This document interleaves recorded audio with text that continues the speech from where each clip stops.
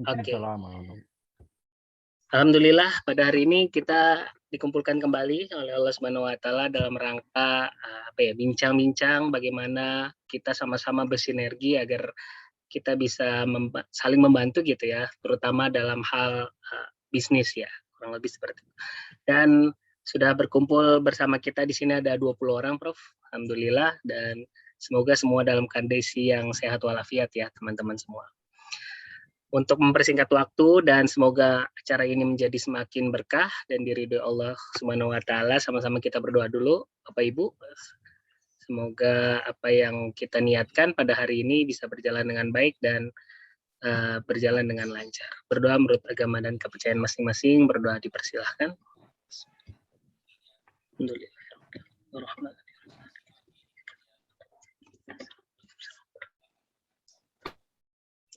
Amin, amin. Oke, baik. Hari ini kita akan mendengarkan dulu presentasi dari Prof. Setelah itu kita akan mulai diskusi.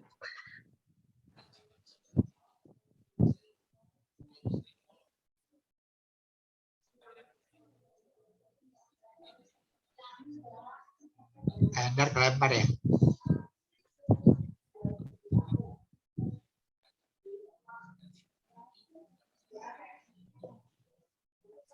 Ini terlempar ya, Pak?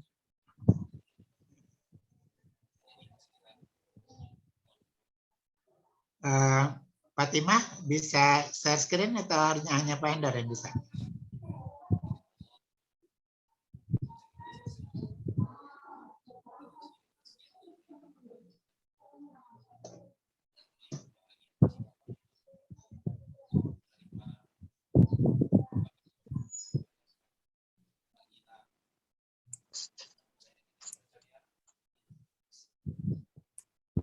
Mikrofonnya Pak Endar.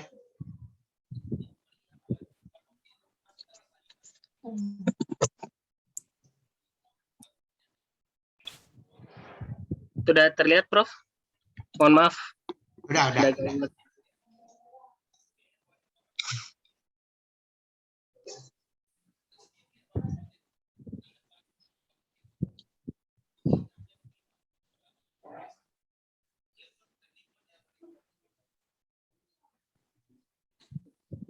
Belum unmute. Baik, ini sudah terlihat. Baik, saya persilakan Prof. Samsu untuk mulai presentasinya. Monggo, Prof. Bismillahirrahmanirrahim. Assalamualaikum warahmatullahi wabarakatuh. Ya, seperti biasa, setiap hari Ahad pukul 9 kita kumpul-kumpul sebentar untuk saling berbagi pengalaman dan kalau bisa juga berkolaborasi untuk membangun bisnis kita masing-masing. Jadi kali ini kita akan membahas sedikit mengenai startup. Apa itu startup? Startup itu adalah suatu perusahaan perintis. Perusahaan perintis yang pendekatannya adalah mencoba untuk melihat di masyarakat ada masalah apa. Lalu karena ada masalah itu, perusahaan perintis ini menawarkan solusinya. Nah, kalau solusinya itu bermanfaat bagi masyarakat, maka perusahaan perintis ini akan diterima oleh masyarakat dan dia akan tumbuh. Dengan demikian, maka orang yang memulai bisnis melalui pendekatan ini tidak harus segera memulai dengan modal besar, dengan kantor, dengan tenaga yang banyak, tetapi mencoba dulu apakah solusi yang dia tawarkan itu memang bermanfaat dan disukai oleh masyarakat. Slide berikut. Ini kalau kita berandai-andai, kita tahu bahwa Jack Ma itu berkali-kali mencoba untuk masuk di universitas di Amerika, tapi terus ditolak. Dia juga mencoba untuk jadi pegawai McDonald, juga ditolak. Tetapi justru kalau dia diterima, mungkin jalan hidupnya nggak seperti sekarang ya. Jadi ini hanya sebagai semangat buat teman-teman sekalian, bahwa apapun keadaan kita sekarang, kalau kita berusaha itu mungkin akan ada jalan. Dan salah satu yang kita akan bahas pada pagi ini adalah mengenai startup. Karena Jack Ma ini mendirikan Alibaba itu adalah sebuah startup yang tadinya berdarah-darah, bangkrut, ya, tetapi lebih dari 10 tahun kemudian dia bisa melantai di bursa saham New York dan diterima sehingga Jack Ma menjadi salah satu orang yang kaya di dunia. Ada yang lucu, salah satu supirnya itu dikasih saham oleh Jack Ma 7%. Dan supirnya itu sudah nggak sabar menunggu, 10 tahun itu belum ada apa-apa gitu.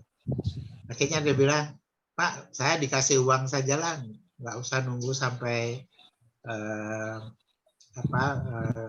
melantai di bursa saham. Kata Jack Ma, kamu sabar aja, kamu kan bisa makan dari gaji kamu dan sebagainya.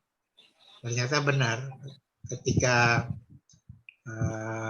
berhasil di bursa saham di New York itu beberapa ratus triliun, sehingga supirnya ini menjadi salah satu orang kaya, 7% dari sekian ratus triliun. Ya, slide berikutnya.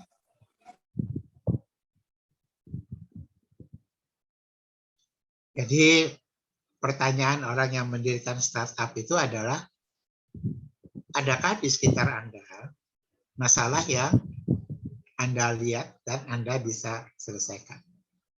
Dan solusi itu sebaiknya bisa bermanfaat, tetapi juga banyak disukai oleh anggota masyarakat. Contoh yang paling gampang kan Gojek ya. Jadi waktu itu ceritanya Nadiem Makarim itu mau rapat, tergesa-gesa, kalau dia pakai mobil udah pasti terlambat, macet.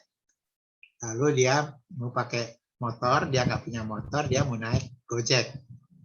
Lalu dari rumahnya dia jalan kaki mau cari Gojek, ternyata pangkalannya lumayan jauh, makan waktu lebih dari 8 menit baru dia dapat. Disitulah dia merasakan adanya mungkin banyak orang yang seperti dia, yang mencari kendaraan, harus keluar dari rumah, harus cari-cari. Dia bilang, kenapa nggak dibantu saja pakai aplikasi? Sehingga dia membuat aplikasi untuk memanggil kendaraan, sehingga bisa siap di depan rumah kita, di depan kantor kita, kita tidak menghabiskan waktu. Lalu aplikasi itu juga jelas supirnya. Jadi kalau ketinggalan sesuatu di mobil bisa kita telusuri. Jelas biayanya, tidak perlu tawar-menawar, sehingga menyenangkan untuk penumpang, tetapi juga memberi penghasilan yang cukup untuk penumpang. Nah, mula-mula ini tahun 2010 Oktober, yang masuk itu sedikit sekali, sehingga dia harus memberi bonus. Siapa yang masuk akan dapat bonus. Makin lama makin banyak. Dia baru bisa beroperasional setelah mitranya, jadi pengemudinya itu sekitar 10.000 orang. Itu dia menghabiskan uang miliaran juga sih ya, untuk bisa merekrut 10.000 orang. Slide berikut. Jadi mulai dari sekarang, kalau ada yang meminat bikin startup, lihatlah apa masalah di sekitar kita.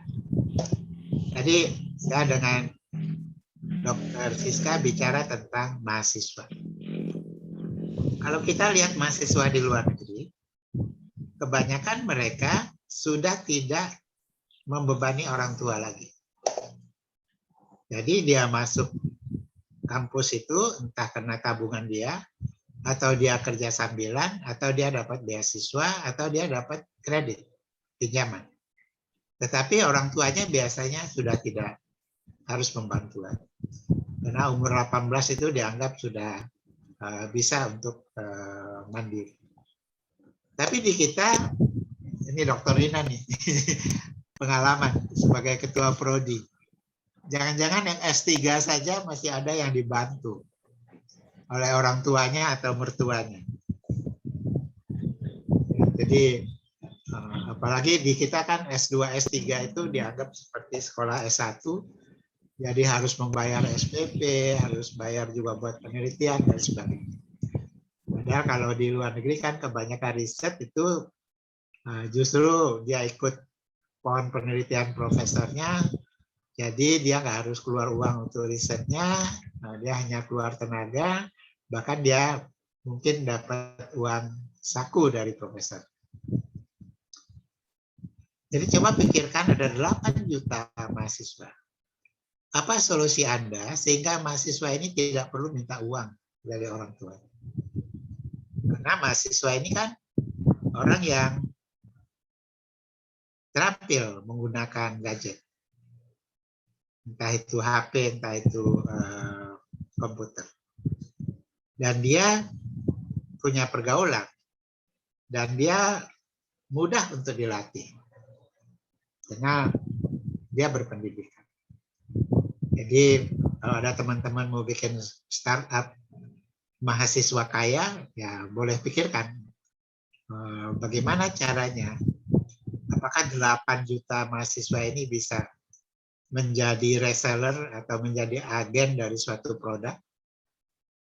Entah itu produknya handuk, entah itu produknya spray atau bantal atau apapun yang bisa menghasilkan buat sang mahasiswa.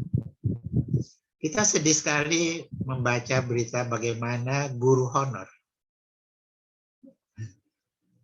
Fatima barangkali bisa cerita. Guru honor itu penghasilannya sebulan berapa, Fatima? Terima kasih, Prof. Waktu saya di Cianjur itu 600.000 Prof sebulan. 100.000 ya. Ya. Itu pun kebanyakan nggak bisa langsung terima per bulan. Kadang-kadang tertunda-tunda. Jadi padahal guru itu kan orang yang pandai menjelaskan pada orang lain, pada murid, berarti juga mungkin dia pandai menjelaskan pada orang lain. Harusnya kalau kita latih sedikit, dia juga bisa menjadi agen atau reseller. Belum lagi pensiunan polisi, pensiunan ABRI, belum lagi Gojek. Gojek ini kan pengemudinya lebih dari 1 juta. Kalau dia keluar pagi sampai sore atau malam, itu waktu dia yang efektif dengan penumpang itu barangkali hanya 10%, 20%. 80% itu nganggur. Bagaimana pemanfaatannya sehingga bisa mendapat penghasilan? Di sini ada Hapsari. Hapsari adalah ketua Kudamba Samawa ya, yang mengurus atau melatih calon-calon pengantin di Indonesia. Kerjasama dengan KUA, Kementerian Agama. Itu orang yang menikah hampir 5 juta orang setiap tahun. Dan ini adalah satu komunitas rumah tangga baru. Mereka membutuhkan banyak hal untuk rumah tangga ini. Entah itu motor, entah itu tadi kita bicara kulkas, barangkali televisi, atau sewa rumah, atau cicilan rumah. Berarti Hapsari harus memikirkan bagaimana cara membantu mereka. Kalau solusi yang Anda tawarkan itu menarik, maka startup Anda akan diterima. Jadi solusi itu harus betul-betul dipikirkan untuk memecahkan persoalan. Jadi jangan berpikir bahwa bikin startup itu mau dapat uang gitu.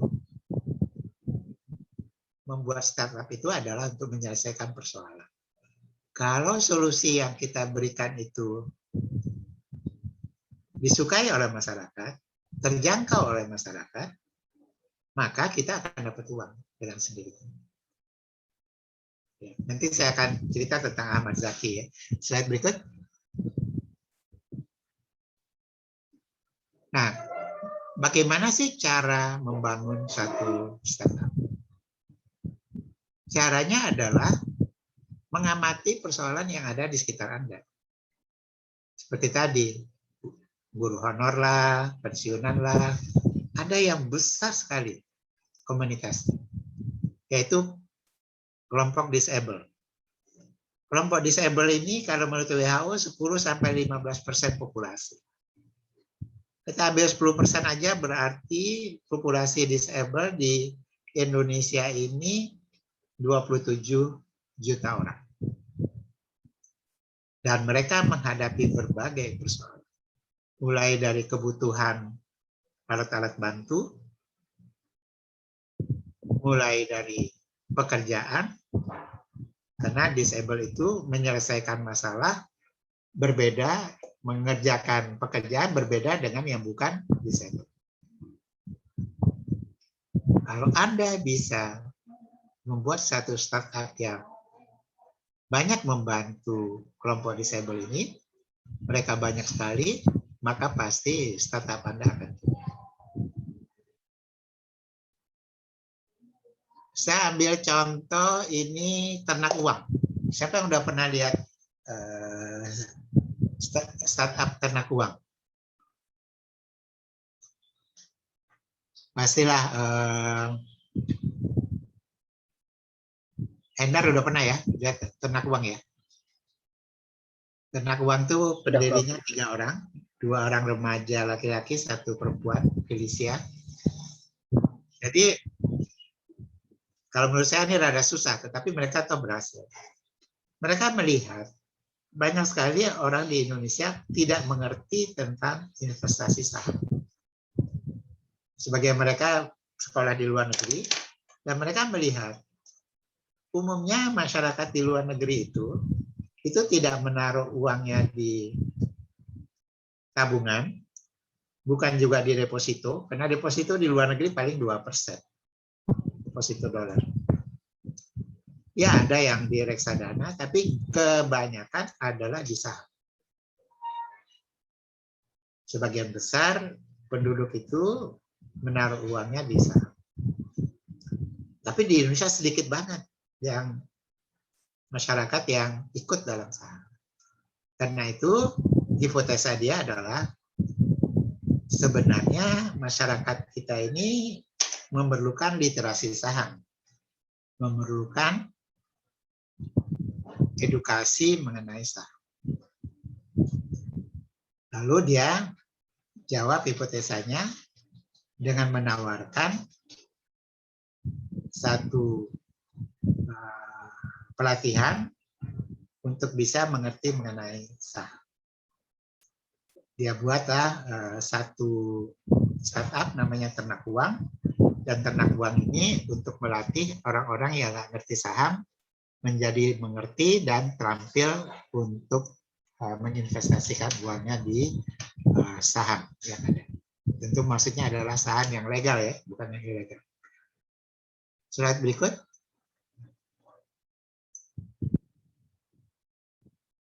Jadi apa yang dia gunakan?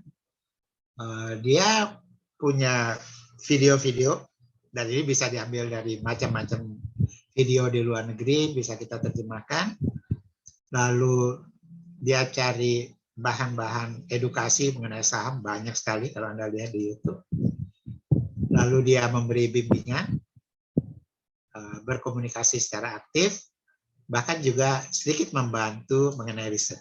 Contohnya, sebulan terakhir ini saham batubara naik sekali. Lalu dia beri insight, kenapa sih batubara menjadi naik? Karena Eropa terlalu agresif merubah dari sumber energi fosil ke sumber energi terbarukan, entah itu angin, entah itu ombak, atau yang lain-lain. Terlalu cepat, sumber energi fosilnya terlalu cepat dihentikan, yang baru ini belum tumbuh, sehingga terjadilah kebutuhan energi di Eropa, bahkan juga Cina karena bangkit sehabis pandemi, industrinya berjalan, dia juga butuh energi, dan energi yang siap paling murah itu adalah 2, kalau nggak gas, ya batu bara. Dan batu bara harganya naik, gas harganya naik. Karena itu dia akan memberitahu kira-kira ini sampai tahun berapa krisis energi di Eropa ini, dan saham batu bara bisa bertahan berapa lama. Sehingga banyak sekarang orang-orang pemegang uang itu membeli saham batu bara.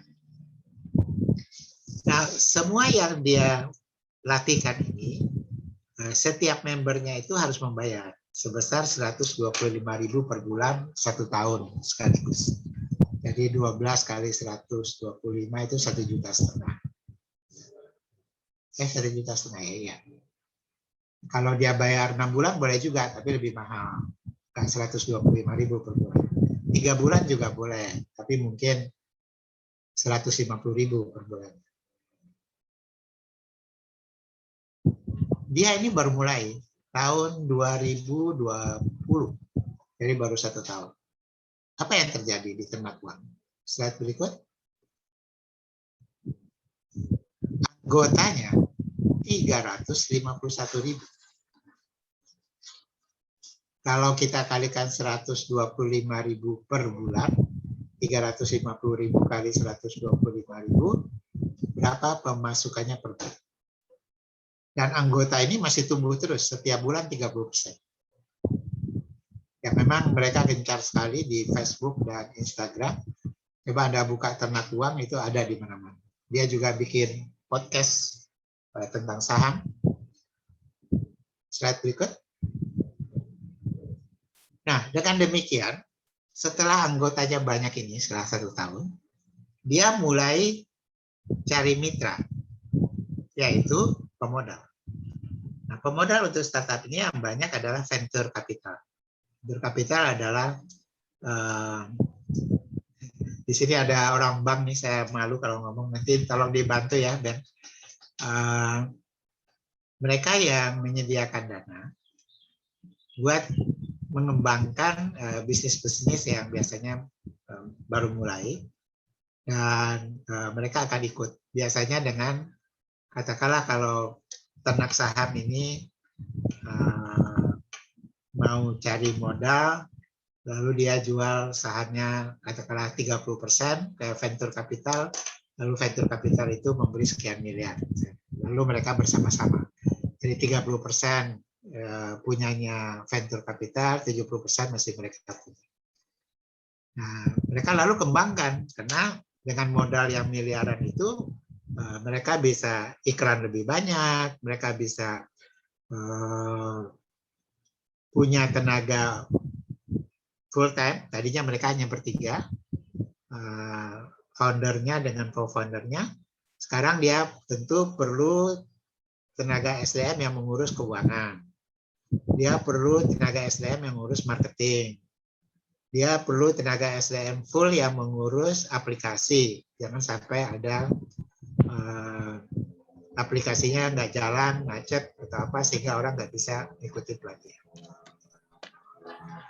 Nah, sekarang dia 3 orang ini, itu valuasinya, waktu validasi kemarin dia keluar ratusan juta lah, tapi nggak sampai 1 miliar. Tapi sekarang dengan dibeli oleh salah satu pemodal, maka mereka masing-masing sudah punya valuasi, ya, bukan langsung uang. Itu sekitar 50 miliar. Dan itu bukan main ya, dalam 1 tahun bisa mempunyai aset sekitar 50 miliar. Bagaimana jangka panjangnya? Jangka panjangnya ada 2 kemungkinan. Seperti Alibaba, kalau dia berhasil terus makin lama makin banyak, mungkin jutaan membernya, maka dia akan masuk bursa saham. Seperti Bukalapak yang baru masuk. Atau dia jual ke investor, sehingga modalnya 70% mungkin hanya jadi 7%, tetapi valuasi ternak uangnya sudah ratusan miliar, mungkin triliun. Sampai sini barangkali dapat gambaran ya. Tapi ini banyak yang sudah punya startup. Pak Sigit saya rasa sudah dengan teman-teman di UI itu punya startup. Kemudian katanya anaknya Bu Rina juga punya startup. Nanti kita bisa bagi-bagi pengalaman. Jadi biasanya startup itu ujungnya seperti Alibaba itu adalah ke bursa saham atau dia dibeli oleh investor. Slide berikut. Tapi tentu dalam pengembangan ada tantangan. Orang nggak perlu masuk ternak uang kalau mau ngerti bursa saham. Baca aja buku, banyak sekali buku tentang saham. Atau lihat YouTube, banyak sekali kuliah-kuliah atau ceramah-ceramah tentang bursa saham. Kedua, persepsi mengenai saham itu juga masih kompleks. Ya. Ada yang mempertanyakan halal haramnya, ada yang menganggap itu risikonya besar. Ya. Tapi kita lihat kenyataannya kan cukup banyak orang yang memang bisa tumbuh kekayaannya melalui saham. Ya, slide berikut. Jadi perjalanan ke depan untuk ternak uang, slide berikut. Adalah kalau nggak ke bursa saham atau ke pengusaha yang lebih besar lagi, misalnya SoftBank dari Jepang atau Tencent dari Cina atau Singapura yang rajin sekali beli startup kita. Ini contoh ternak uang. Sampai sini ada yang mau komentar? Pak Sigit mau kasih komentar?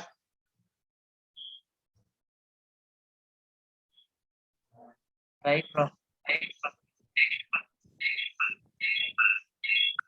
Pak Sigit, berapa orang di ATM Sehat? Foundernya berapa orang? Foundersnya 5 orang, Prof. 5 orang ya? Dari Ya, 5 orang. Kami berlima. Dari Fakultas Keperawatan semua ya? Keperawatan dan kedokteran, Prof. Serta dari komputer. Oke. Jadi keperawatan sudah tentu masalahnya adalah masalah kesehatan. Komputer karena perlu aplikasi, terutama softwarenya ya. Lalu kedokteran barangkali juga nanti perlu untuk marketing ya. Nah, jadi biasanya founder itu kalau bisa konsultasi kesehatan. Kalau bisa jangan terlalu seragam karena masing-masing bisa memberi kontribusi. Oke, sudah berjalan berapa tahun? Kita udah jalan dari resminya kita membuat perusahaan itu 2 tahunan, Prof. Tapi dari penelitian untuk pengembangan alat itu sudah hampir 3 tahun lebih. Karena kita mulai dari Timnas waktu itu, Prof. Saya dengan Mas Zaki ini dari Timnas. Kemudian setelah Timnas kita dapat kesempatan bergabung di Direktorat Inovasi dan Inkubator Bisnis UI. Kemudian kami ikut pelatihan, workshop, dan lain-lain. Awalnya dari program Kemenristek Dikti, perusahaan pemula berbasis teknologi. Dari situ kemudian kami jalan. Namun resminya saat kemarin dibiayai oleh Plug and Play. Setelah Plug and Play 2011 kemarin, baru kami resmi untuk buat perusahaan. Oke. Ya, dan Pak Sigit belum menyampaikan ya bahwa ATM Sehat itu sudah dapat beberapa penghargaan ya. Dari mana aja? Betul, Prof. Jadi kemarin kita mewakili Indonesia 2019 kemarin di acara ICT Awards ASEAN. Alhamdulillah kita memperoleh emas di ajang tersebut. Bersama ada satu lagi teman juga, dia di farming. Baru pada saat tahun kemarin itulah Indonesia bisa dapat juara umum, ada 2 emas waktu itu. Kemudian juga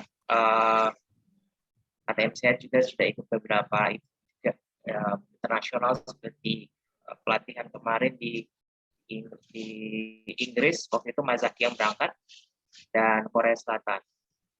Memang pengembangan teknologinya fokus ke telemedicine, Prof. Baik, nanti kita bahas lebih dalam. Nah, sekarang saya cerita tentang startup saya nih, Dr. Update. Jadi Fakultas Kedokteran di Indonesia ini sekarang barangkali sudah 90-an ya. Dan sejarahnya ada yang sudah lama, 100 tahunan, tapi ada yang baru 1-2 tahun. Nah itu mahasiswa kedokteran di berbagai fakultas kedokteran ini tentu mendapat pengalaman belajar yang berbeda-beda. Dan saya melihat ini sebagai suatu masalah, karena itu kami menawarkan satu solusi supaya mahasiswa kedokteran itu bisa meningkat keberhasilan belajarnya. Di samping dia kuliah di fakultas kedokterannya, kita beri dukungan untuk meningkatkan keberhasilan belajarnya. Sebenarnya ini tujuan utamanya. Foundernya saya, Dr. Ansaria Sibuan, jiwa dokter penyakit dalam, dan Wirawan ini adalah IT, berdiri November 2020. Jadi belum 1 tahun ya. Slide berikutnya. Jadi yang paling kita utamakan sebenarnya adalah bagaimana melatih mahasiswa untuk terampil belajar, learning to learn. Ya, saya ada latar belakang pendidikan kedokteran beberapa, mulai sejak spesialis sebenarnya, kemudian juga berdiri Departemen Pendidikan Kedokteran, saya ikut juga waktu itu, sehingga sedikit banyak melihat masalah-masalah yang dihadapi oleh mahasiswa, sehingga keberhasilan belajarnya kurang bagus. Karena bukan hanya kemampuan mahasiswa saja, sudah tentu juga kemampuan para staf pengajar untuk bisa menjelaskan, memberi kuliah dengan baik, sudah tentu juga lingkungan belajar yang mendukung, itu semuanya akan berpengaruh. Nah, karena itu kita mencoba meningkatkan, satu yang paling penting adalah motivasi, kemudian mewujudkan lingkungan belajar yang aman, nyaman, lalu melatih mereka untuk terampil belajar, dan kita juga menyediakan sumber-sumber pembelajaran perpustakaan elektronik yang cukup besar. Ini diberikan dalam kegiatan seminar, webinar, kuliah umum, diskusi-diskusi, kelompok, bimbingan, bahkan sampai counseling. Dan di sumber pembelajaran ini kita punya mulai dari buku teks, panduan-panduan, guideline-guideline, terutama sekali yang Indonesia, guideline mengenai gizi, guideline mengenai yang dikeluarkan oleh Kemenkes, guideline mengenai TB, guideline segala macam, sehingga mereka bisa mudah melihat apa yang berjalan nyata di negara kita. Slide berikut.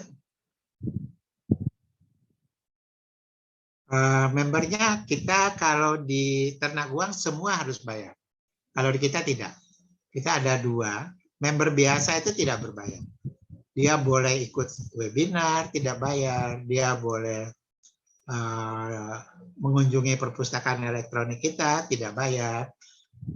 Tetapi kalau dia mau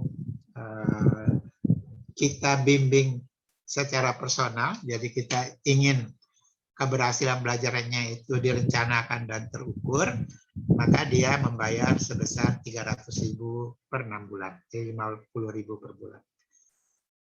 Dan kita juga punya namanya ambasador di setiap universitas, 2 orang yang memperkenalkan Dr. Update ini di lingkungannya. Slide berikut. Jadi hipotesa kita adalah mahasiswa memerlukan dukungan untuk meningkatkan keberhasilan belajar, dan untuk itu kita tawarkan solusinya. Dan semua yang berjalan ini, jadi kalau November 2020, bulan depan kita ulang tahun, pendanaannya semua masih oleh founder dan co-founder, berarti aplikasinya, berarti seminar-seminarnya, berarti pencarian membernya, itu dananya semua dari kita. Nanti pada waktunya kalau kita anggap sudah kuat, sudah pada fase tumbuh, growth, di mana kita nggak mungkin lagi membiayai sendiri, kita akan mengajak lembaga dana untuk ikut. Slide berikut. Jadi sekarang ini kita tetap mencoba solusi yang kita tawarkan itu kita perbaiki terus. Kita lakukan bincang-bincang dengan mahasiswa, apakah yang kita tawarkan itu sesuai dengan kebutuhannya, perbaikan produk, menyusun organisasi yang lebih solid, lalu kita juga harus punya jaringan di berbagai universitas, dan cukup banyak staf pengajar yang juga sebenarnya tertarik pada program ini karena sedikit banyak membantu mereka juga. Kemudian tahap berikutnya tentu lebih merupakan bimbingan personal bagi yang member premium yang kita ingin dia bisa berhasil dalam belajarnya, bukan hanya berhasil dengan angka-angka, tetapi juga pengembangan dirinya, termasuk karakternya, dan juga melihat masa depannya. Nah, berikut tentu kalau sudah growth, sudah kita buktikan bahwa ini disukai oleh mahasiswa, kita akan cari investor. Slide berikut. Tantangannya adalah dari berbagai diskusi, mahasiswa itu lebih tertarik pada konten, pada modul neuroscience, modul ini. Mereka cari-cari yang lebih begitu. Dan kurang menyadari pentingnya keterampilan belajar. Kapan waktu harus belajar, berapa jam, bagaimana suasananya, apa persiapannya, kenapa setiap 45 menit harus berhenti sejenak. Ya. Nah, itu ada teori-teorinya yang kita coba mulai diskusikan dengan mereka untuk merubah cara belajar mereka. Kemudian ada beberapa startup lain, tapi kita nggak anggap ini sebagai tantangan, tetapi lebih sebagai teman untuk berkolaborasi. Misalnya kita tidak mengembangkan dulu aplikasi sendiri. Kalau mengembangkan aplikasi kira-kira perlu sekitar 70 sampai 100 juta, makan waktu 3 sampai 6 bulan. Karena itu kita berkolaborasi dengan satu startup namanya Medi-Medi, punyanya Dr. Uti, yang sudah punya aplikasinya, lalu kita menyewa aplikasinya dari Dr. Uti. Lalu juga kita biasanya berdiskusi dengan staf pengajar dan ahli-ahli pendidikan kedokteran. Ya, slide berikut. Ya, perjalanan ke depan sama, semua startup itu entah dia mati, slide berikut. 90% biasanya gagal. Gagalnya kenapa? Karena solusinya nggak menarik bagi masyarakat, atau daya tahannya kurang. Pada masa validasi, termasa berhenti karena kehabisan modal, atau pengelola kurang pengalaman dan tidak punya bimbingan. Startup ini mesti ada yang bimbing. Atau terlalu lama mengeksekusi ide. Teman-teman mungkin pernah dengar ruang guru. Mestinya pernah dengar ya, ruang guru. Ruang guru itu sebenarnya idenya oleh kelompok lain. Tapi yang mengeksekusi adalah kelompok lain. Karena kelompok yang punya ide itu setahun lebih cuma keliling-keliling terus menceritakan ide. Dan tidak pernah action. Akhirnya ada orang yang melihat ini sebenarnya bagus, dia coba dan dia action dan dia berhasil. Jadi karena modalnya nggak terlalu besar, kalau memang yakin dengan idenya, cepat ke action. Dan kita bisa berhenti kalau memang tidak disukai. Itu enaknya satu startup. Beda dengan suatu perusahaan besar yang bikin pabrik, produknya nggak disukai, bangkrut dia dengan modal yang besar. Slide berikut. Nah, Bukalapak kita tahu foundernya Zaki, dia membuat aplikasinya waktu mahasiswa, kemudian lebih dari 20 tahun kemudian dia bertahan lama, akhirnya masuk pemodal-pemodal, masuk IPO, dan Zaki katanya waktu IPO kemarin itu valuasi sahamnya sekitar 4 triliun. Padahal waktu dia membuat, waktu mahasiswa itu dia keluar barangkali beberapa puluh juta buat software. Jadi siapa yang bisa menyangka dalam waktu sesingkat itu dari sekian puluh juta bisa menjadi triliun.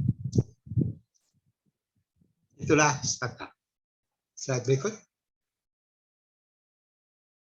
Nah, sekarang dari teman-teman yang mengikuti ini terbuka kemungkinan. Cobalah lihat adakah masalah sekeliling Anda, apakah Anda mau mendirikan startup, dan jangan sendirian. Minimal ada orang marketing, ada orang IT, dan ada orang finance. Atau Anda ikut aja mendirikan, ikut modal. Atau mau jadi pengelola saja, atau kalau nggak tertarik bisa usaha yang lain. Pak Sigit, barangkali 10-15 menit bisa cerita lebih dalam mengenai ATM Sehat. Karena di sini ada teman-teman saya, ada Ben, ada apa, orang bankir yang barangkali bisa memberi saran. Silakan Pak Sigit. Ya, tertarik Tom, ATM Sehat. Silakan. Waalaikumsalam warahmatullahi wabarakatuh. Pak Iqbal ini dari fintech ya Pak Iqbal ya. Ya nanti bisa cerita sedikit Pak Iqbal. Silakan sedikit. Baik Prof, terima kasih. Saya izin share screen. Prof, bisa Mas Hendra dibantu? Silakan. Mas Sigit bisa langsung share screen. Baik.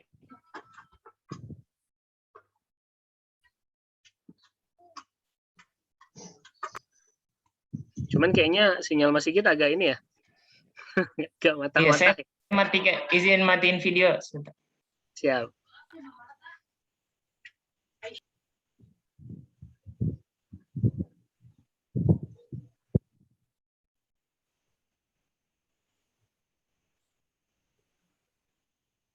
Apa sudah kelihatan? Sudah. Oke. Oke, baik. Ya, sudah.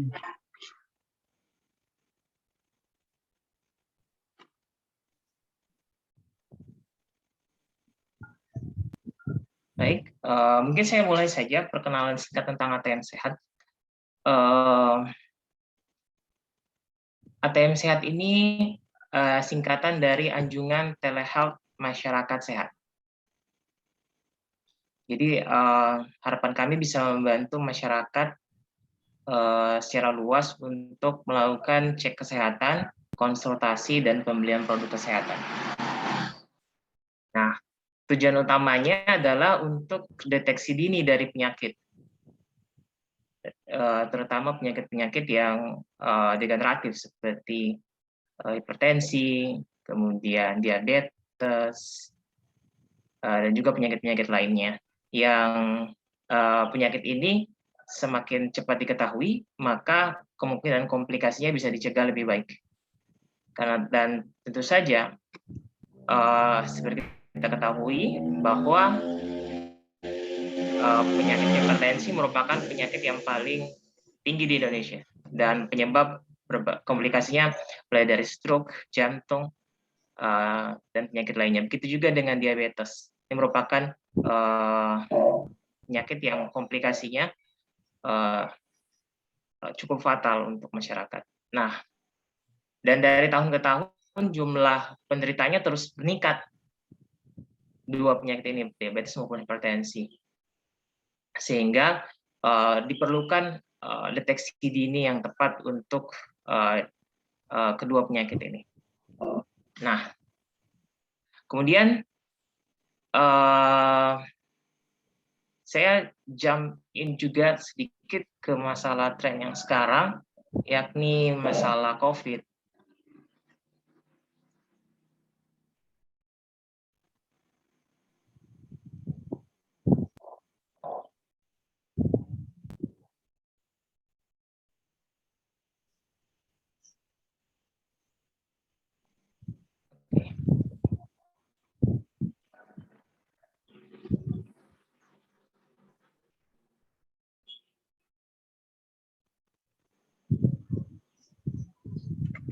Mas Sigit, kalau emang berat, filenya boleh saya share screening kalau mau kirim ke saya. Kayaknya berat. Ya cukup. Ini sinyalnya emang lagi kurang baik. Lagi di mana Mas Sigit? Ya mungkin tadi saya nggak usah ini aja ya. Ya kalau di cukup berat.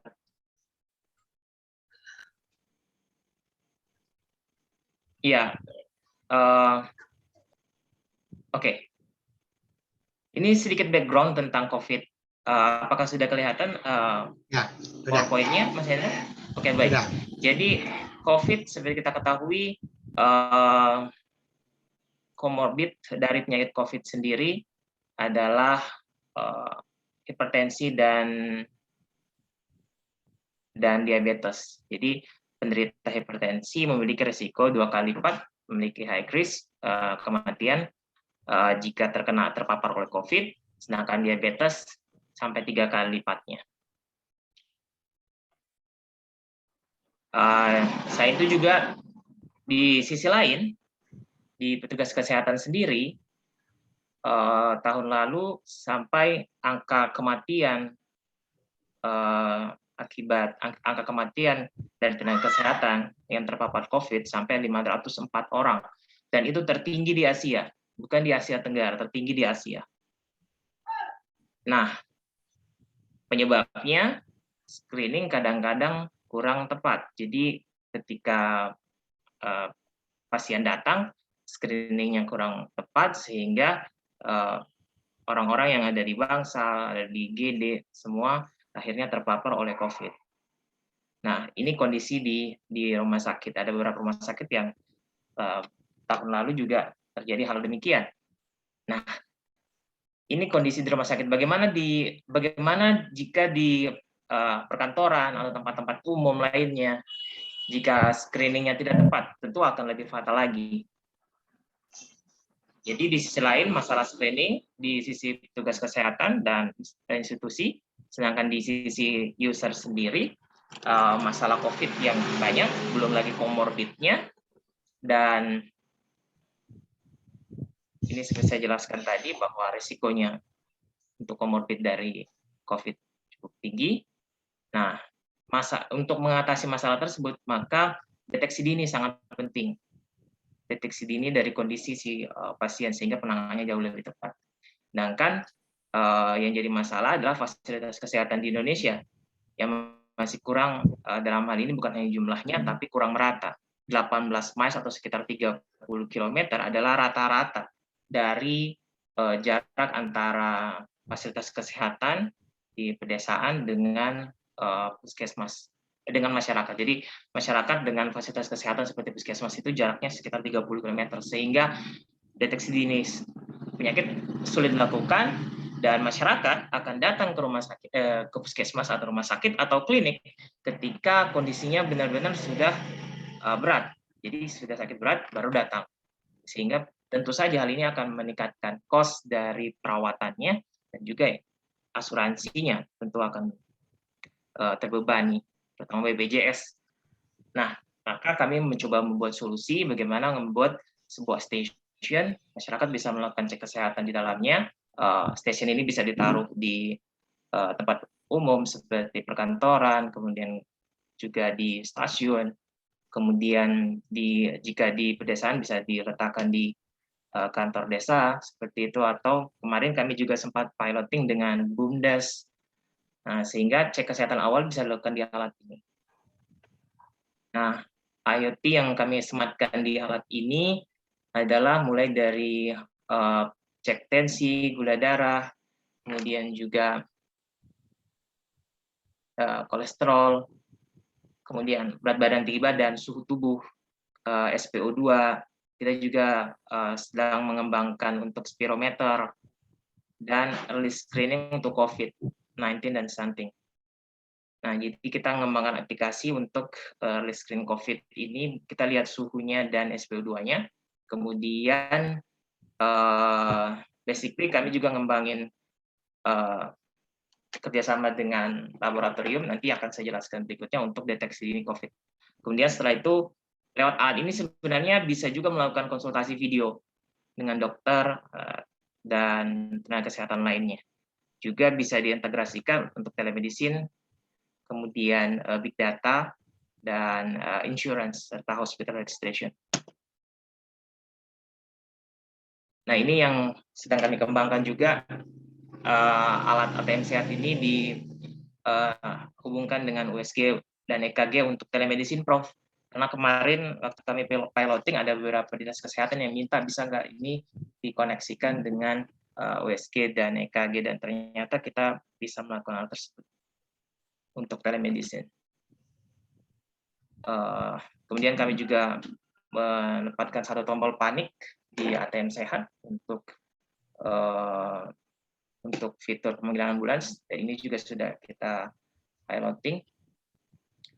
Namun yang terbaru yang kami piloting terutama di Tebet juga, Prof, kemarin waktu COVID sedang banyak-banyaknya, kami bekerjasama dengan apotek dan lab untuk menjual OTC. Jadi ada vending machine di samping ATM sehat yang untuk menjual OTC suplemen, kemudian juga kit untuk pemeriksaan COVID untuk antigen.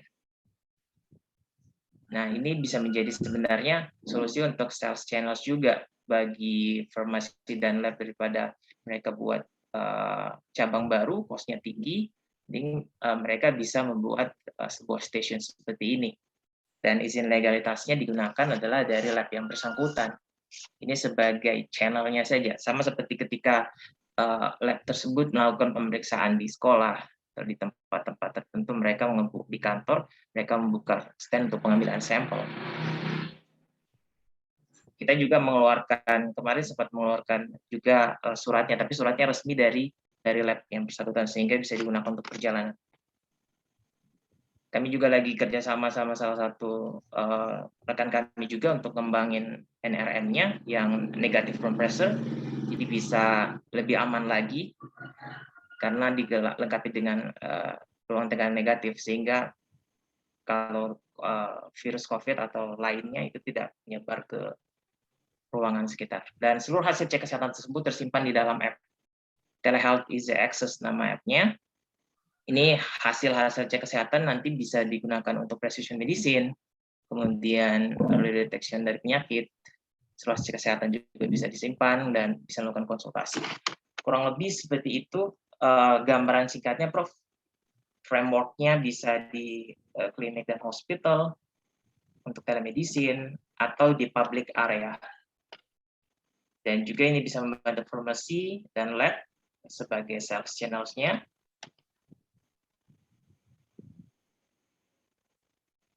Ini salah satu kami. Kurang lebih seperti itu, Prof. Gambaran singkat dari ATM sendiri. Ya, ada beberapa pertanyaan sederhana. Pertama, kalau ada konsumen mau cek gula darah, tinggi badan, berat badan, itu bayar atau gratis? Baik, Prof. Untuk saat ini pemeriksaan umum masih kami gratiskan, Prof. Karena nyari user, jadi pemeriksaan seperti tensi, berat badan, tinggi badan itu kami tidak mengungut biaya. Tapi kalau pemeriksaan seperti gula darah, maka mereka cukup membeli strip check-nya di vending ini, Prof. Di vending machine ini kami menjual strip check-nya juga, karena suhunya kan sudah kami atur juga. Jadi kit juga kami letakkan dalam. Suplemen dan obat-obatan juga kami jual lewat vending machine-nya. Yang kedua, yang saya lihat ada beberapa tipe ya. Ada tipe yang lebih sederhana, ada yang lebih canggih, ada yang bisa pakai USG dan segala macam. Yang sederhana itu modalnya berapa pembuatannya? Ini kan kelihatannya ada software-nya, ya, tapi juga ada hardware-nya kan? Iya, Prof. Karena kita konsen kalau di kami dari awal ketika kami merancang ATM sehat ini memang fokusnya ke IoT, bagaimana kita nge-grab data. Jadi kita bisa mencegah adanya fraud data, karena kalau pasien sendiri yang mengisikan. Hasil ceknya kadang-kadang bisa keliru. Sedangkan di sini lewat ATM Sehat, setelah cek kesehatan di alat kami, hasil itu langsung masuk ke cloud, masuk ke server. Nah, ini yang kecil. Untuk yang kecil ini, kita itu butuh COGS-nya sekitar 20 jutaan, Prof. Untuk yang kecilnya. Oke. Yang seri S itu ya? Ya, betul. Dibandingkan yang besar, kami cukup mahal karena kita harus membuat casingnya. Makanya yang saat ini kami tawarkan ke pemerintah daerah juga dan swasta adalah series S-nya. Bisa dipakai home care juga dan lain-lain. Oke. Rencana pemasaran gimana? Ya, saat ini sih kami masih kerjasama sama SIDO sih, Prof. RRI. Ya, karena kalau saya lihat, ini kan sebenarnya screening ini kita harapkan sebagian besar baik, normal-normal saja, tapi sebagian ada yang akan tersaring. Mungkin tensinya tinggi, atau berat badannya berlebih, atau diabetes dan sebagainya. Untuk itu dia harus ada tindak lanjut. Entah dia konsultasi dengan dokter keluarganya, atau dia harus pemeriksaan lebih lanjut, bahkan mungkin harus ke rumah sakit atau laboratorium atau ke apotek. Jadi sebenarnya kalau saya lihat apotek saja mungkin di ruang tunggunya memerlukan ini ya. Karena kalau sekarang Anda ke apotek, sekarang udah sepian sih. Tapi kalau kira-kira bulan Juli kemarin ke apotek, itu yang nunggu di apotek itu banyak banget. Ya. Saya pernah nunggu apotek itu sampai 2 jam baru keluar obatnya. Begitu banyaknya orang yang pergi ke apotek. Nah, dia bisa, konsumen-konsumen itu juga bisa sambil dia mau nebus obat, mungkin buat ibunya atau bapaknya, dia sendiri bisa screening, dan dari situ dia mungkin akan melakukan tindakan. Dan apotek adalah salah satu yang mungkin akan membantu dia gitu setelah ada konsultasi dengan dokter. Dan yang kedua adalah rumah sakit sebenarnya, mungkin Siloam atau kelompok rumah sakit Awal Bros atau apa segala macam, yang mungkin kan ujung-ujungnya ini kan meningkatkan pasien rawat jalan maupun pasien rawat inapnya. Bahkan juga bisa perusahaan-perusahaan farmasi, karena sebagian obatnya bisa dijual di dekat situ. Sebenarnya bukan penjualan langsung, yang penting bagi dia adalah masyarakat banyak bisa melihat produk dia. Rasanya jalur untuk penjualan itu banyak, bahkan bukan tidak mungkin Menteri Desa ini untuk beberapa desa tertentu yang sudah ada jaringan internetnya itu akan mencoba kalau belum ada layanan laboratorium dan apa yang ada di situ. Iya. Oke, persoalannya adalah modal. Berapa biaya untuk produksi pertama yang Anda butuhkan? Saat ini, Prof, kami sendiri memang yang menjadi kendala utama saat ini adalah modal dalam pembuatan alatnya, karena kita berbentuk IoT. Jadi memang kita butuh modal untuk pembuatan fabrikasi dari alat IoT-nya. Walaupun app-nya sendiri kan tinggal maintenance. Nah, satu alat itu kita kan butuh modal sekitar 20 jutaan. Satu alat yang S yang rencana kami akan coba kami pasarkan karena harganya juga jauh lebih murah nanti harga jualnya dibandingkan dengan yang series M-nya atau yang VM bahkan. Nah, target kami adalah di tahun ini kami bisa mencetak 100 alat. Oke, berarti 2 miliar. Iya. Pembuatan berapa lama? Pembuatan Satu alat. alat itu 1 bulan itu bahkan bisa mencetak sekitar 40 alat sih Prof. Sebenarnya karena kita kan tinggal ngebuat casing covernya, kemudian kita juga IoT-nya sebenarnya sudah ada di kami. Jadi tidak merangkai dari awal lagi. Itu juga dengan prosesornya kami juga tinggal memakai tablet untuk koneksi. Jadi sebenarnya nggak terlalu lama sih. Oke. Ini ada teman saya nih, keponakan saya Iqbal. Iqbal bisa kasih saran nggak soal modal ini? Iya, Om. Menarik sih. Maksudnya sebenarnya kan kalau bicara modal, kita bisa dapetin dari berbagai arah ya. Kalau memang udah jalan gitu ya.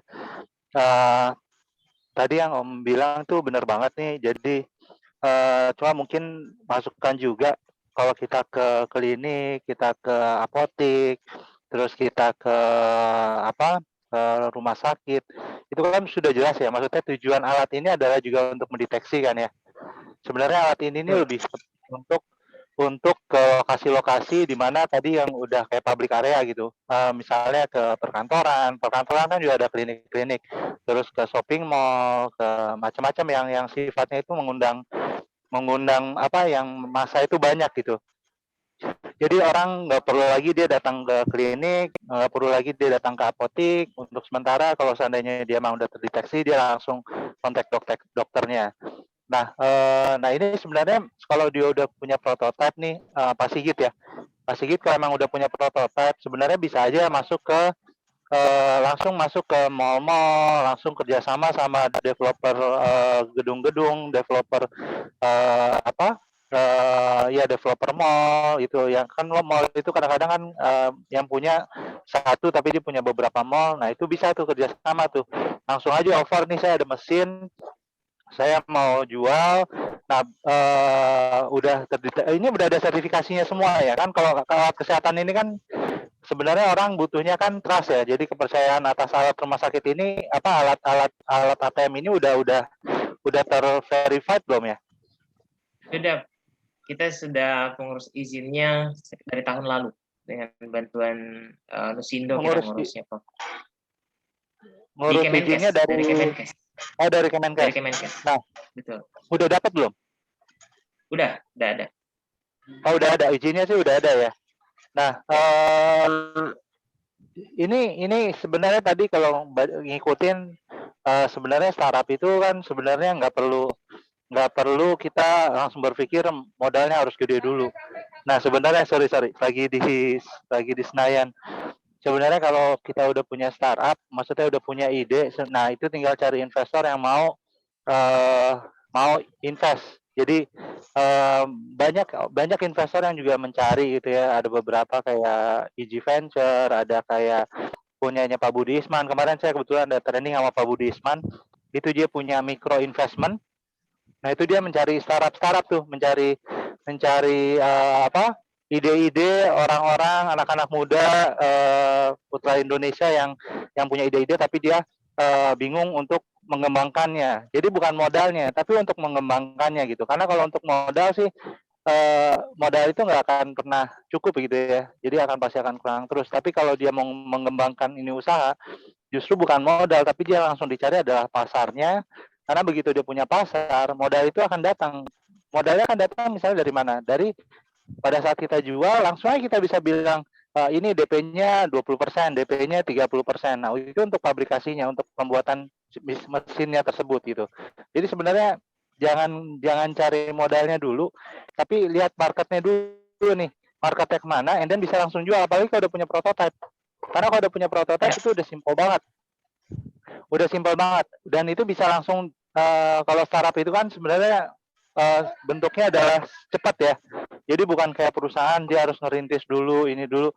Tapi kalau startup itu kalau udah punya ide itu muncul, aplikasinya udah ada, sistemnya udah ada, and then langsung bisa kalau di startup itu namanya bisa pre-series dulu gitu. Pre-series itu jadi kayak kita jual cari angel investor yang mau ikut ngembangin startup ini. Nah, dari situ nanti akan ada series berikutnya itu, series A, series B, series C, sama kayak Bukalapak yang dia langsung di series C-nya dia itu dia udah jual hampir 100%, jadi dia udah nggak perlu nyari memultiple usahanya dia, karena dia udah jadi unicorn kayak gitu. Nah, ini sebenarnya gitu sih, Om Samsu. Jadi ATM saat ini sebenarnya bukan modalnya sih, karena modalnya udah jadi, mereka udah punya aplikasinya, tinggal bagaimana mereka ngembangin, mereka cari pasarnya, cari projectnya. Dan kalau memang dia nggak mau jadi startup, karena startup itu related dengan scale up dengan cepat gitu ya, karena dia akan ada J-curve-nya, dia itu ngitungnya adalah burn rate. Nah, itu yang harus diperhatiin sih. Jadi kalau emang mau ngembangin, mungkin langsung dipetain itu ya, ini marketnya kemana aja, and then kalau emang ini bagus, pasti akan banyak investor, angel investor, ataupun seandainya mau dijadiin kayak perusahaan biasa, ya kalau jadi PT, jadinya growth-nya pasti ya standar lah 20%, 10%. Tapi kalau startup itu growth-nya itu 20% itu sebulan.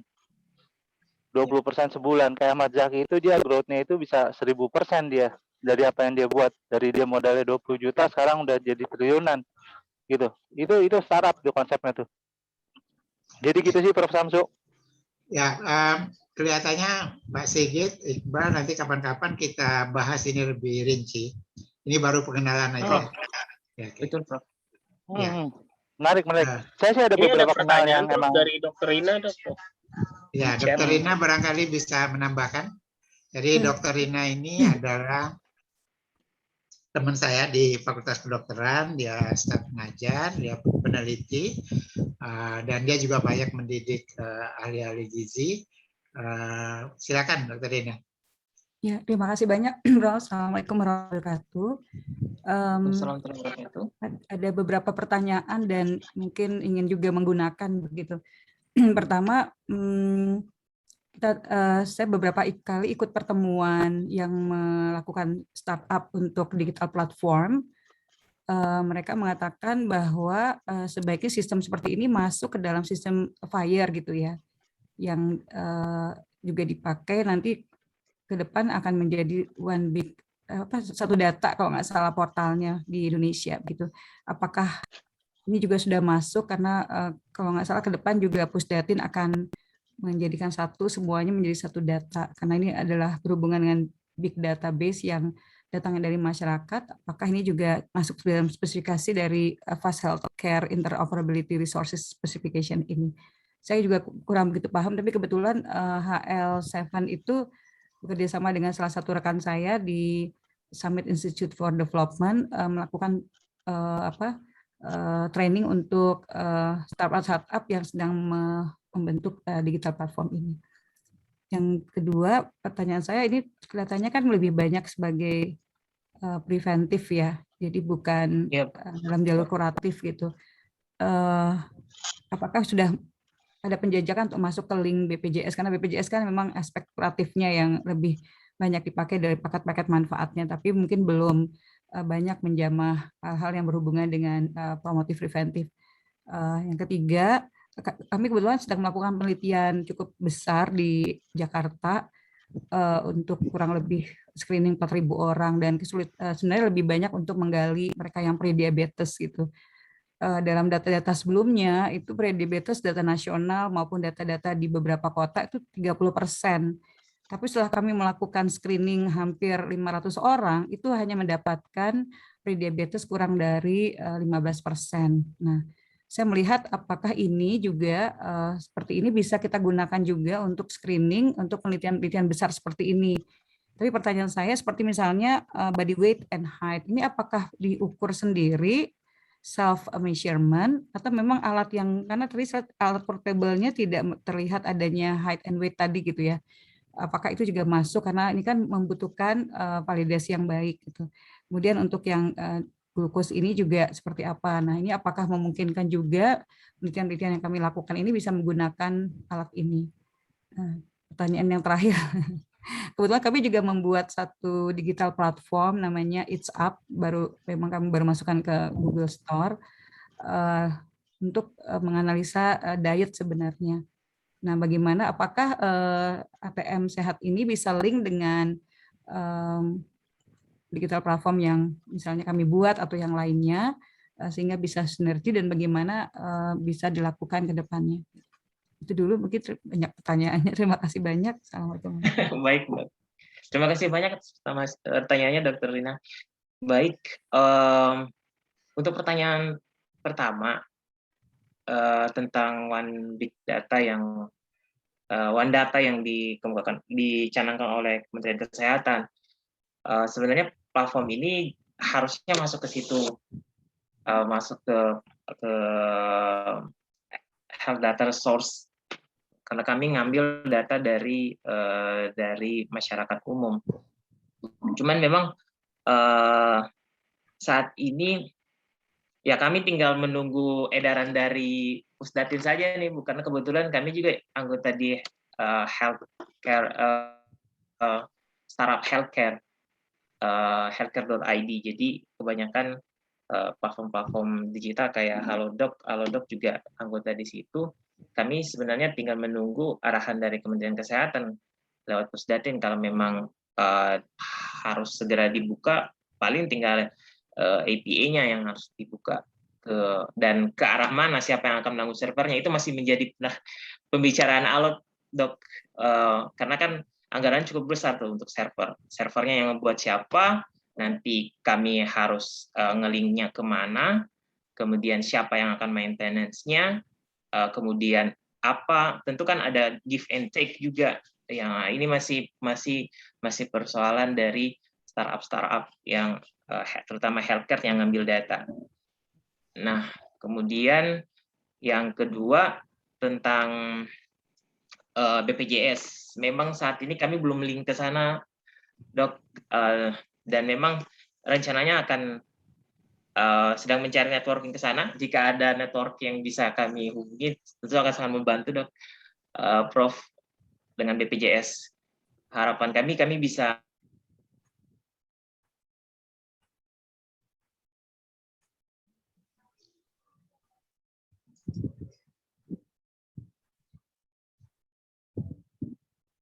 Mas Sigit kelempar lagi ya?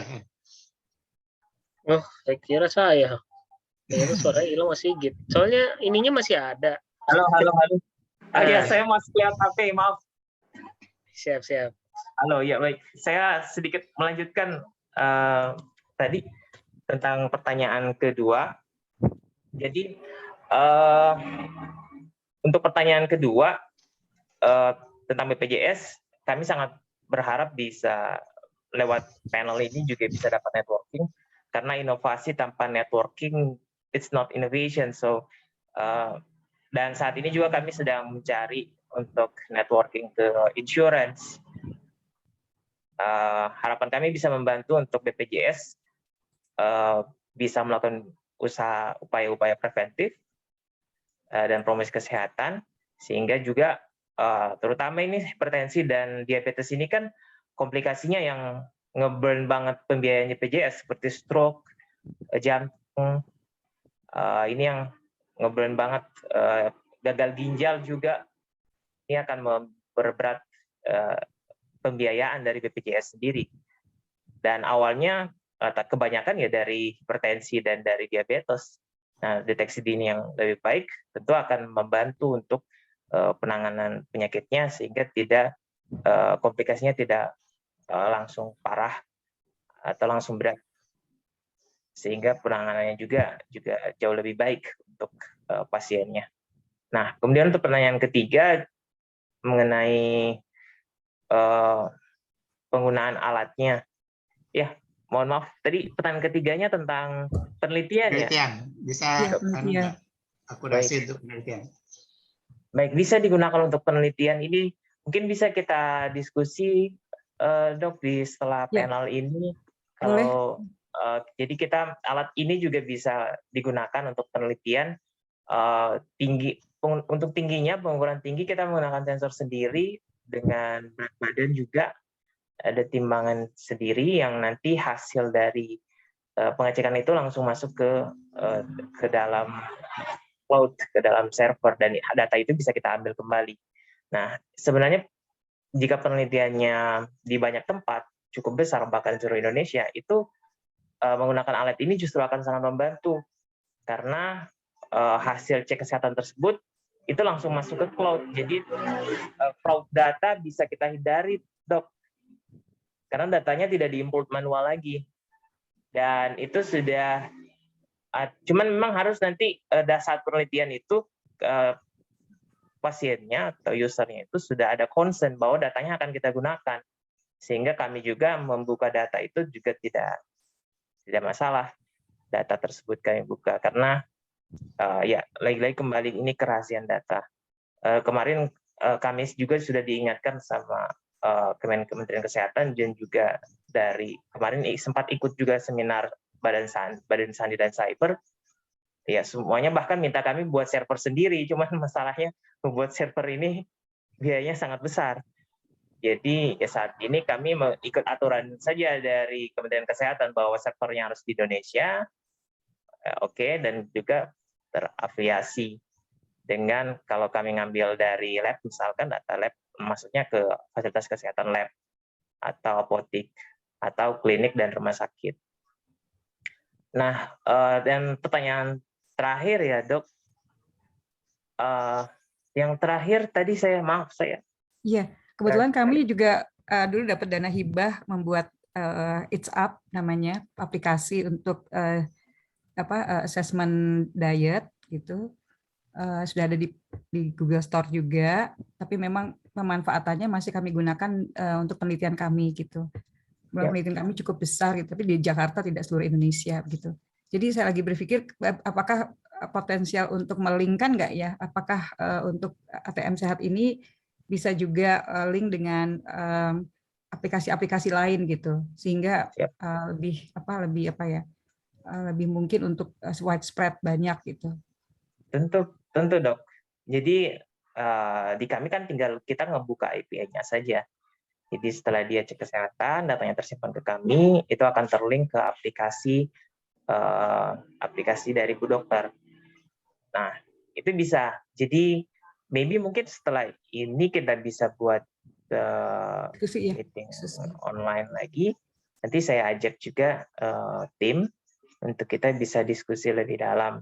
Intinya dari kami sendiri sih membuka peluang untuk kerjasama dengan pihak manapun, Dok. Selama itu bermanfaat bagi masyarakat dan juga membantu user tentu. Terima kasih banyak Pak Sigit. Sangat Sama-sama, luar biasa Dok. sekali. Ya, mudah-mudahan nanti bisa bergulir. Amin. Mudah-mudahan. Ya, jadi kita hari ini sudah lebih memahami kembali mengenai startup, bagaimana cara membangunnya, tahap-tahap pengembangannya, bahkan sudah ada contoh juga mengenai ATM Sehat ini. Dan contoh ini bagus karena kita akan melihat bahwa langkah-langkah apa yang harus dilakukan. Dan khusus untuk ATM Sehat ini mungkin kita adakan acara tersendiri, nanti Dr. Rina, Pak Iqbal, mungkin beberapa teman lain, saya mungkin undang juga dari teman-teman di profesi lain, termasuk mungkin dinas kesehatan dan sebagainya, untuk kita manfaatkan bersama keberadaannya, sehingga kita bisa gunakan hasil karya anak-anak kampus ini dari UI sebenarnya asalnya, itu bisa dimanfaatkan untuk masyarakat. Ini kita sudah 10.38, 10.40 menit, tapi saya rasa mungkin ada beberapa orang yang ingin menyampaikan komentar atau pertanyaan sebelum kita tutup. Ini ada Pak Yonedi. Pak Yonedi mau nambahkan sesuatu dari Pelita Desa? Ada Pak Prof bisa. Halo Om. Ya, gimana Pak Yonedi?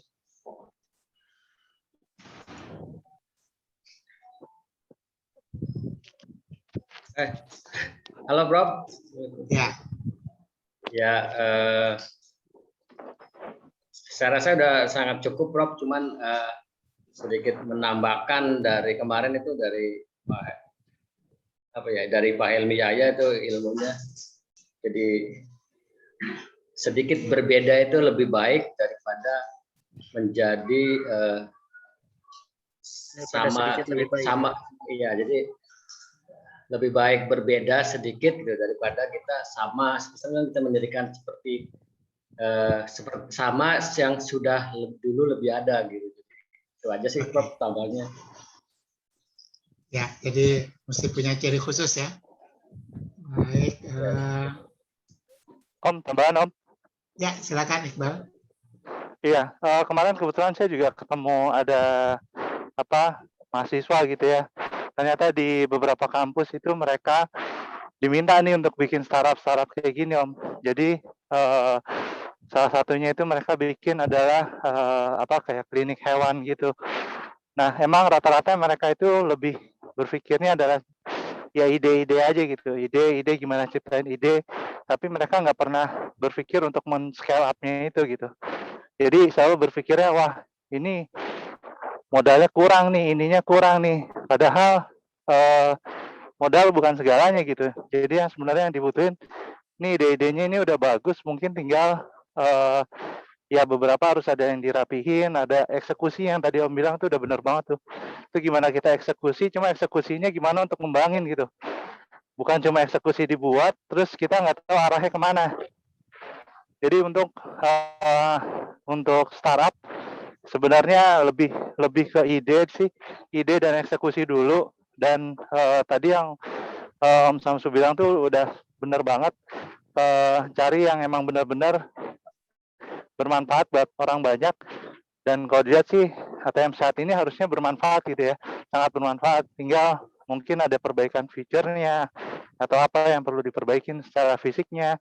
Tadi sebenarnya ada pertanyaan dari Bu Dokter siapa barusan ini ya, itu juga dia nanya ini ya Dokter Rina, ini masih ada nih ATM ini secara otomatis atau masih ada human work-nya gitu masih.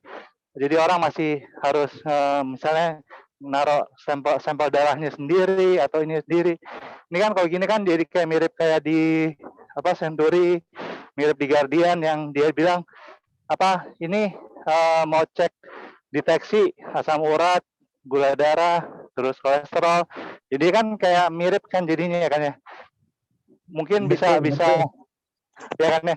Jadi mungkin bisa lebih advance gitu ya.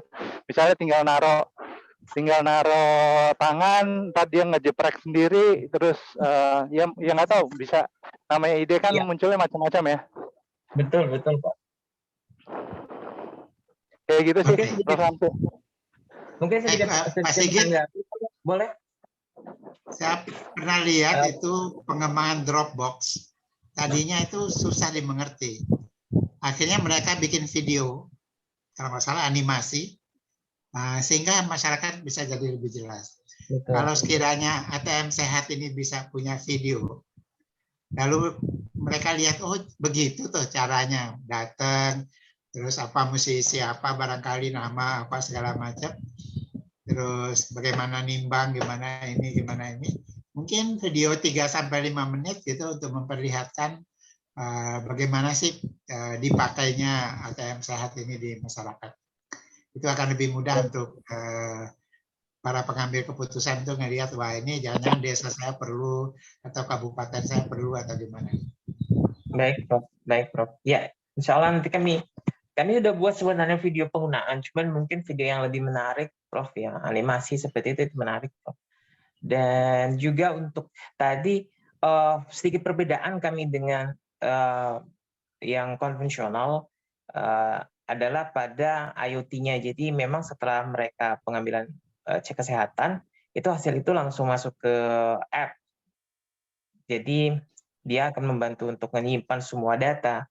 Jadi misalkan kita cek tanggal sekian, itu datanya masih ada. Semua data-data kita pengecekan di ATM Sehat, itu semua ada di aplikasi. Dan biasanya kalau kita ngecek di apotek, misalkan di Guardian atau Situ dan lain-lain, itu hasil itu kita hanya ngelihat hasilnya, gula darah saya sekian, rendah atau tinggi atau normal. Nah, tapi datanya itu nggak disimpan.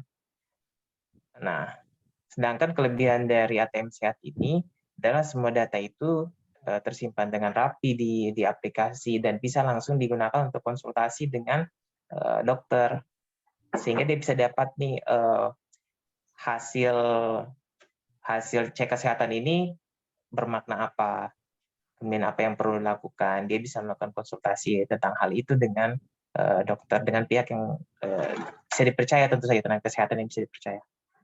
Nah, adapun untuk pengembangan tanpa menggunakan darah itu sementara saat ini sih memang belum ada sensor khusus untuk itu, tapi perhaps ke depan kita bisa mengembangkan alat tersebut, karena seperti SPO2 dulunya kita harus ukur gas darah, saat ini kita tinggal menggunakan sensor fotosensor untuk pembedaan warna dari jadi cukup menggunakan ujung jari, kita udah ketahuan SPO2-nya berapa.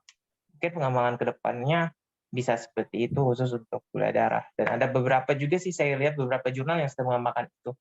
Perhaps ke depannya bisa ada sensor seperti itu di market, sehingga tidak perlu menggunakan darah lagi. Karena saat ini memang untuk prevensi rata-rata masih menggunakan strip check untuk menggunakan darah pasien. Jadi, dan di ATM Sehat yang ditempatkan di public area, kita sudah menyiapkan memang limbah untuk khusus itu, Prof.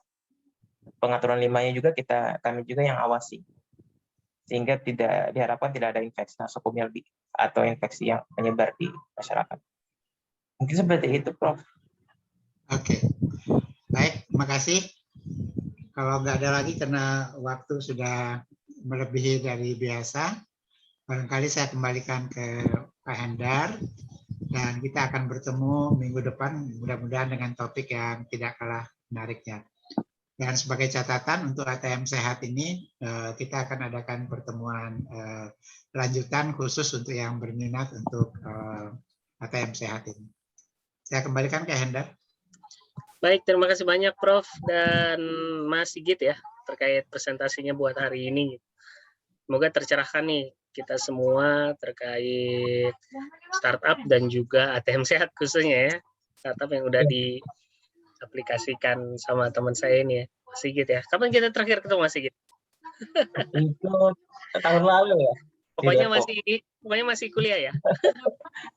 Iya. Sudah, oke. Ini teman masjid saya sebenarnya, Prof. Luar biasa Mas Sigit ya. Setelah menemukan mesin apa ya waktu zaman masih kuliah tuh, alat kesehatan juga ya. S1 kemarin itu SNGP. Kemarin baru selesai kita uji coba ke binatang. Mudah-mudahan bisa digunakan juga. Wah, tapi dia bukan teknologi, jadi alat kesehatan dia. Baik. Nanti kita ini bikin acara khusus ya Prof untuk terkait ATM Sehat dan mungkin yang lainnya agar bisa lebih bersinergi gitu ya. Baik Bapak Ibu semua, terima kasih banyak buat waktunya dan kesempatannya pada hari ini kita bisa saling sharing dan berbagi. Semoga apa yang sudah kita usahakan, lalui, kita sharing bisa bermanfaat ilmunya dan juga semakin banyak keberkahan atas manfaat dari silaturahmi ini. Kita sama-sama berdoa semoga Allah SWT mudahkan dan berkahkan semua yang sudah kita usahakan. Berdoa menurut agama dan kepercayaan kita, berdoa dipersilahkan.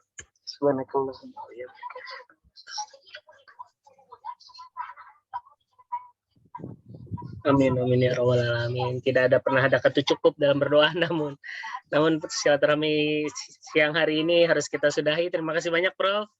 Dr. Siska, Dr. Rina, Ibu Minar, Mas Sigit, Pak Iqbal, semuanya. Kita ketemu lagi insya Allah di minggu depan. Assalamualaikum warahmatullahi wabarakatuh. Waalaikumsalam.